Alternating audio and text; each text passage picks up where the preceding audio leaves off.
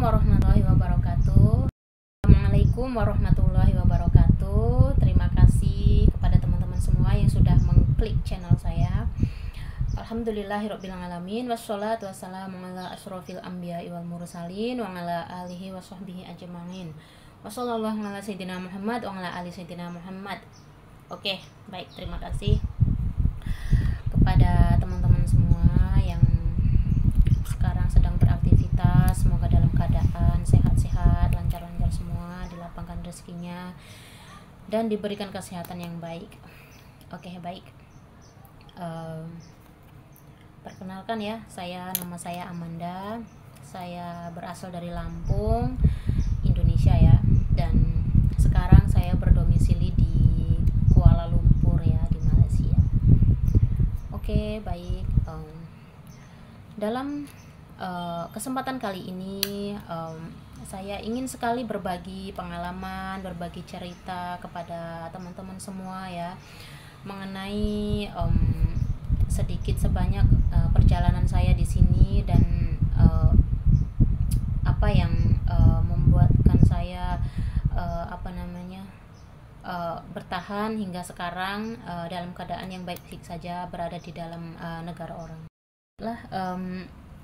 Status saya di sini, saya seorang pekerja dan sekaligus mahasiswa ya, semenjak dari tahun 2023 kalau nggak salah. Oke, baiklah. Perkongsian yang sebenarnya yang ingin saya share di sini ialah mengenai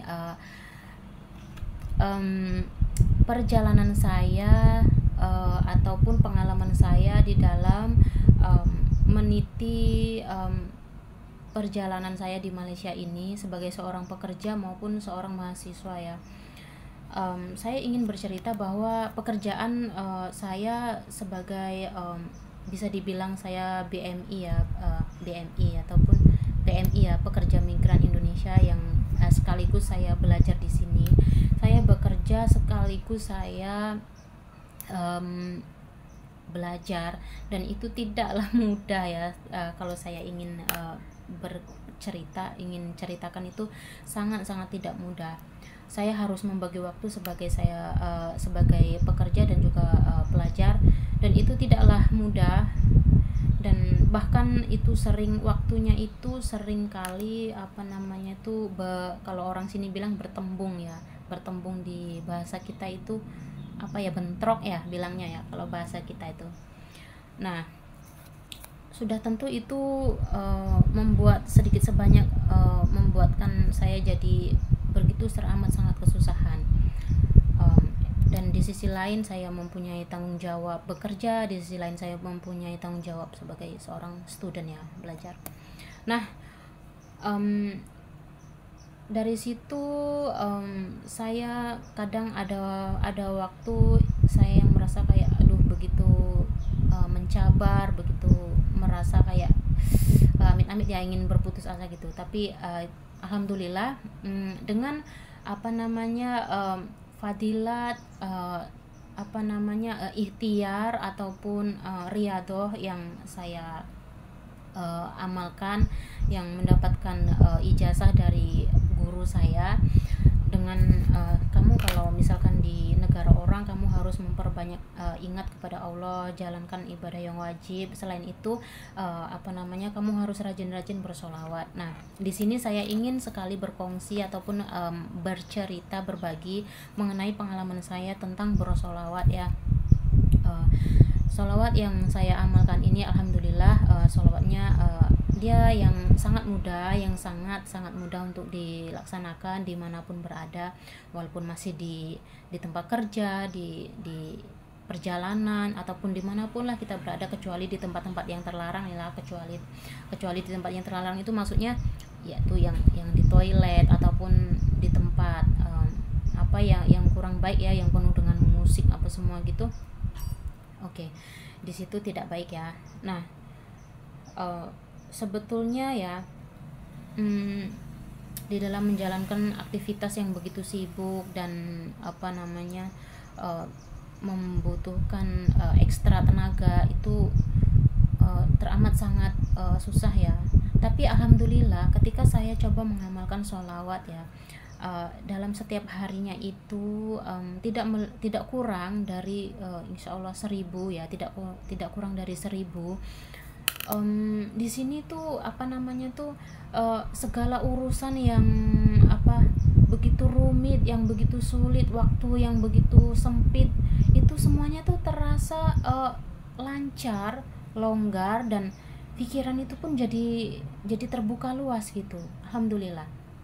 Nah, dibandingkan dengan saya sebelum saya mengamalkan sholawat ya, uh, hari-hari yang saya jalankan itu terasa berat, begitu berat, dan masalah juga kalau misalkan datang itu kayaknya tuh harus dipikul sendiri gitu. Tapi perbedaannya ketika sudah mengamalkan sholawat Jibril ya, sholawat Jibril yang saya amalkan ini, yang satu harinya itu tidak kurang dari 1.000. Alhamdulillah semuanya berjalan dengan lancar.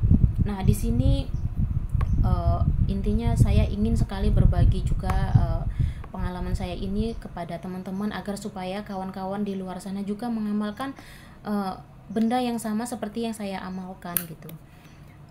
Apalagi teman-teman yang lain kan, sesama PMI ya, pekerja migran di Malaysia ini, sudah tentu kalian mempunyai tanggung jawab yang begitu berat ya, walaupun hanya bekerja gitu, sudah tentu kalian mempunyai tanggung jawab yang begitu berat, yang datangnya mungkin dari majikan, bos ya, teman, ataupun dari keluarga di kampung juga ditekan. Maksudnya ditekan tuh bukan ditekan apanya, ditekan kebutuhannya, yang harus mengirimkan sekian dalam jumlah 1 bulan tuh harus kirim sekian untuk anak, untuk ini, untuk itu. Nah sudah tentu kalian akan merasakan situasi yang double tertekan ya, di sini ya, di negara orang ini kita sudah menghadapi tekanan dari pihak pekerjaan ya, dari bos ya, dan di kampung juga begitu ya. Begitulah kalau kita simpulkan namanya seorang kerja ya. Nah bagaimana caranya untuk menanggulangi perasaan-perasaan yang begitu ya, yaitu untuk kepada teman-teman semua, lakukan apa yang seperti yang kita dan kawan-kawan semua yang ahli-ahli zikir, ahli-ahli sholawat itu lakukan. Cobalah, walaupun kalau kita mendengar kayak apa bisa sih, coba lakukan dulu lah, coba dulu, insya Allah istiqomahkan dulu setiap hari 1.000 gitu ya. Dan kalau lebih itu insya Allah lebih bagus lagi. Nah begitu, dan rasakan sendiri khasiat atau manfaatnya ya. Di situ dari segi hati, pikiran itu kita akan merasakan ketenangan yang berbeda berbandingkan sebelum kita melakukan ikhtiar sholawat itu ya, zikir mengingati Allah. Oke. Dan apa namanya, dari segi keamanan, dari segi rezeki itu insya Allah memang ada perbedaan yang ketara ya, dari segi perbedaan rezeki itu, dari orang yang mengamalkan sholawat dengan yang tidak. Nah gitu, maksud saya di sini kawan-kawan semua ya, alangkah sayangnya jika kita berada di negara orang ini, kita fokusnya cuman mencari rezeki aja tanpa kita harus ada ikhtiar untuk melaksanakan sholawat, ataupun bisa dibilang kan kebanyakan teman-teman bilang semuanya jalur langit ya, jalur langit. Menurut saya apa namanya itu, sholawat ataupun zikir itu adalah ikhtiar kita jalur langit ya. Oke, baik. Apa sih yang dimaksud dengan namanya ikhtiar jalur langit ya? Jalur langit kayak apa aja ya Kak? Kalau didengar-dengar kayak pesawat, kayak apa gitu ya. Tapi sebenarnya bukan begitu. Ikhtiar yang namanya jalur langit ialah sebagaimana kita umat yang beragama ya, kita umat Islam, kita sudah tentu percaya bahwa yang mempunyai segala sesuatu di dunia dan di akhirat ini hanyalah Allah Subhanahu wa taala. Begitu juga dengan urusan rezeki, jodoh gitu ya. Dan apa yang kita inginkan itu, kita itu harus meminta ya, agar supaya diberi gitu. Nah, yang dimaksud dengan meminta itu sudah tentu kita memintanya itu hanya kepada Allah Subhanahu wa taala ya. Bukan berarti kita usaha sendiri, apa semua sendiri tanpa kita melibatkan Allah Subhanahu wa taala. Di sini menurut saya apa yang saya alami ya, tentang jalur langit ya. Menurut saya dari 100 ya, dari 100 nih, antara usaha dan juga doa itu adalah 70-nya itu dari berdoa ataupun berikhtiar memohon kepada Allah, dan yang lain, yang ke-30%-nya ini adalah usaha kita sendiri. Jadi kita itu lebih banyak beribadah kepada Allah Subhanahu wa taala, memohon kepada Allah Subhanahu wa taala, kemudian yang 30%-nya ini kita usaha yang maksimal ya. Bukan berarti kita hanya semuanya beribadah dan ataupun semuanya hanya bekerja tanpa ibadah gitu. Menurut saya adalah ini, menurut saya apa yang sudah saya alami, pengalaman saya ya. Kita banyak beribadah kepada Allah Subhanahu wa taala untuk akhirat, dan pada masa yang sama kita juga beriadoh ya, ataupun berusaha melalui sholawat ataupun Al-Quran, nah gitu, untuk mempermudah ikhtiar kita untuk mendapatkan hasil yang maksimal itu, begitu. Oke. Berbicara mengenai riyadhah, di sini saya ingin berbagi, ingin bercerita kepada teman-teman semua apa riyadhah, apa sih riyadhah yang saya usahakan ya, yang saya amalkan ya. Oke, baik, di sini saya ingin berbagi mengenai tentang riyadhah yang saya amalkan, yakni mengenai sholawat Jibril ya. Pertama kali saya mendengar sholawat Jibril ini ialah saya mendengar dari ceramah-ceramah para kiai ya, para kiai dan juga ya para kiai, guru-guru begitu. Oke, mereka semua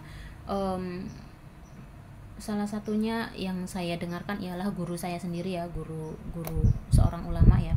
Dia mengajarkan saya kalau mempunyai hajat, kalau mempunyai keinginan gitu, kita bisa berusaha meminta kepada Allah Subhanahu wa taala melalui cara kita meriadohi sholawat Jibril ini gitu. Riyadhah sholawat Jibril gitu. Dulu saya bingung bagaimana caranya gitu kan. Terus guru saya mengajarkan kepada saya mengenai sholawat Jibril ini ialah kamu bersolawat Jibril ini alangkah baiknya jika kamu lakukan dalam jumlah yang tertentu, dan kamu lakukan dalam keadaan yang fokus, duduk satu tempat, dan kamu nggak usah campur adukan urusan dunia kamu ketika kamu membaca sholawat ini gitu. Yaitu yang saya maksudkan ialah yang saya lakukan di sini ialah saya ketika ingin melakukan riyadhah sholawat Jibril, saya ambil tasbih ya, tentu kita dalam keadaan suci ya. Ambil waktu yang tepat, yang di situ alangkah bagusnya kalau waktu itu waktu yang mustajab di dalam kita berdoa gitu ya. Ya, contohnya kayak sore hari ataupun sepertiga malam gitu. Oke. Pertama-tama apa yang harus kita lakukan ialah kita dalam keadaan yang suci ya, lebih bagusnya kita menutup aurat dan kita menghadap kiblat ya. Nah, ambil tasbih dan lalu lakukan sholawat Jibril ya, dalam jumlah-jumlah yang tertentu. Contoh kalau yang saya lakukan ini ialah jumlahnya dalam satu dudukan itu saya selesaikan membaca sholawat Jibril sebanyak 4.444 kali. Nah, di situ lakukan rutin sholawat Jibril ini setiap hari ya, 4.444 kali ini dalam satu dudukan, dan di situ kita fokus bersolawat di situ. Kalau misalkan teman-teman nih yang belum bisa melakukan 4.444 kali itu, lakukanlah sholawat Jibril ini yang berbunyi Sallallahu ala Muhammad, Sallallahu ala Muhammad itu ya, seperti itu bunyinya. Dan kalian bisa lakukan dalam jumlah yang sedikit dulu ya.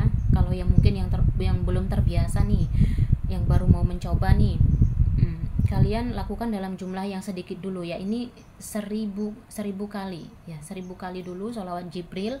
Kalian istiqomahkanlah sholawat Jibril itu setiap hari, dan selepas selesai di situ berdoa memohon hajat kepada Allah Subhanahu wa taala.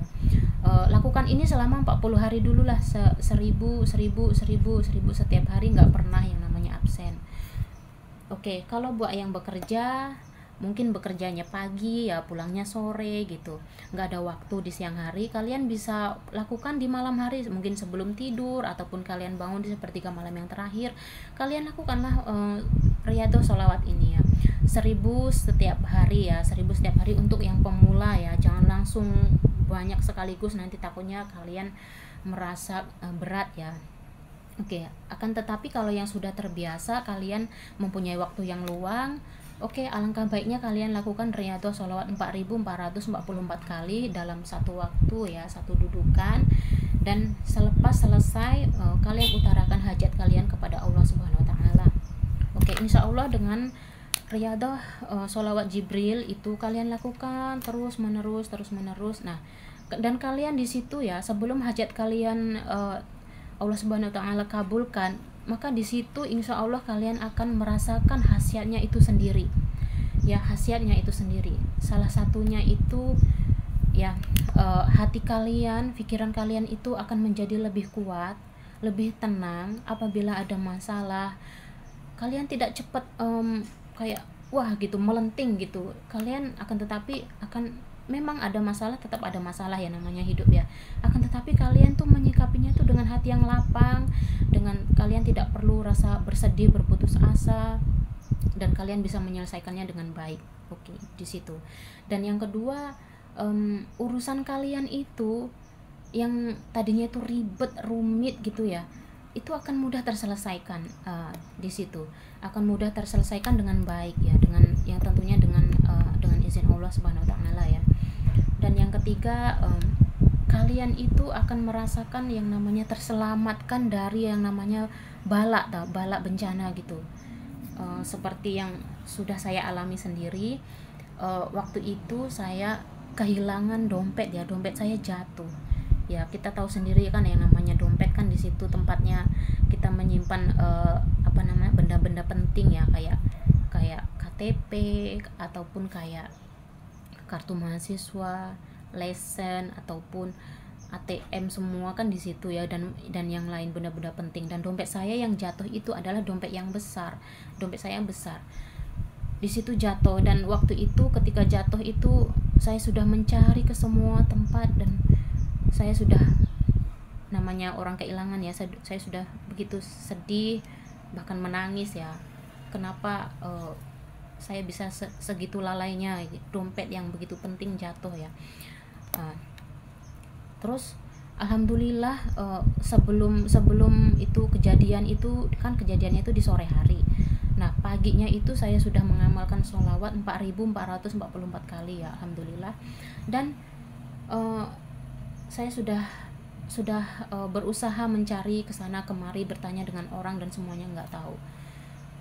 Dan kemudian saya sudahlah ikhlaskan ya, mungkin ini memang bukan rezeki saya lagi itu. Dan setelah saya berjalan-jalan kan, saya bilang sama itu orang itu, ada orang, saya ketemu orang, dompet saya tidak ketemu. Dan tiba-tiba saja orang itu, oh Mbak kehilangan dompet ya, kakak kehilangan dompet di sana, kehilangan dompet beneran? Iya, ini benar punya Mbak. Dia tiba-tiba mengeluarkan sebuah dompet ya, yang dia simpan dari tempatnya, dan dia nanya ke saya, apakah ini punya Mbak? Iya benar. Oh iya benar sekali, saya cek, ini benar punya saya, ini ada itu saya, foto-foto saya semua saya tunjukkan ke dia. Oh ya Allah. Nah, dari situ saya mengambil pengalaman bahwa dengan kita bersolawat di situ akan menghindarkan kita dari perkara-perkara yang tidak baik yang berlaku, bahkan yang sudah berlaku itu bisa mengembalikan benda yang hilang seperti itu memang suatu sangat yang luar biasa, yang kejadian yang luar biasa yang menurut saya dapatkan dari fadilatnya bersolawat itu. Nah, belum lagi berbicara mengenai yang namanya kawan yang berniat jahat ataupun orang yang berniat jahat yang mulai menipu, dan itu pun saya sudah mengalaminya sendiri. ya, bahwa Allah Subhanahu wa taala menolong saya, menyelamatkan saya dari kejadian tersebut, yang memang saya sudah ditipu berupa uang, berupa urusan, saya sudah ditipu mentah-mentah, dan saya tidak tahu, saya tidak mengetahui bahwa itu adalah penipuan. Nah, dan itu dilakukan oleh orang yang saya percaya, orang yang saya kenal sendiri, bukan teman dekat tapi saya kenal dia. Nah, di situ Allah Subhanahu wa taala menolong saya dengan terbukanya muslihatnya dia itu, terbukanya, dan saya menjadi berhenti untuk mempercayai dia dan meminta kembali uang-uang yang saya sudah percayakan ke dia untuk katanya membuat ini buat itu, saya kasihkan dalam jumlah yang besar. Nah, di situ ketahuan ya, bahkan saya menerima alhamdulillah saya menerima ganti yang jauh lebih besar ya dari uang yang diambil oleh kawan saya yang menipu saya itu sendiri. Nah, dari cerita-cerita yang saya bangkitkan, saya ceritakan tersebut, di sini betapa usaha apa yang namanya sholawat itu khasiatnya memang sangat luar biasa buat kehidupan kita sehari-hari ya, dan itu untuk di akhirat nanti insya Allah itu akan jauh lebih bermanfaat lagi. Oke, baiklah kawan-kawan, karena saya sebenarnya sedang bekerja secara online ya, jadi waktu saya tidak banyak, jadi terima kasih banyak waktunya, cukup sekadar itu dulu perkongsian saya hari ini. Insya Allah di lain waktu akan saya sambung kembali mengenai berbagi cerita mengenai sholawat dan apa manfaat sholawat Jibril 4444 kali ataupun berapapun jumlahnya, yang penting setiap hari teman-teman istiqomahkan, begitu juga dengan saya istiqomahkan bersolawat ini. Insya Allah kita semua akan mendapatkan fadilah yang baik di dunia dan juga di akhirat. Oke, alhamdulillahirabbil alamin, wassalamualaikum warahmatullahi wabarakatuh.